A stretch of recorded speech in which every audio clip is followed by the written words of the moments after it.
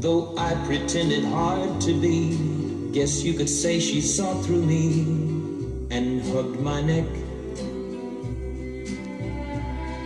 I came home unexpectedly and caught her crying needlessly in the middle of the day. And it was in the early spring when flowers bloom and robins sing, she went away.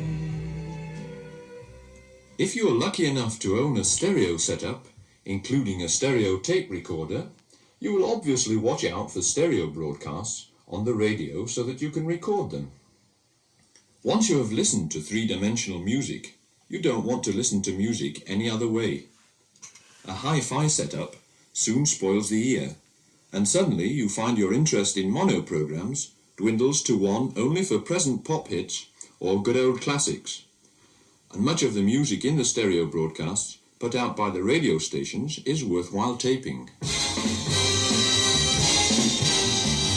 This number is a must if you collect big band sounds, the Charlie Barnet Big Band with Rabble Rouser.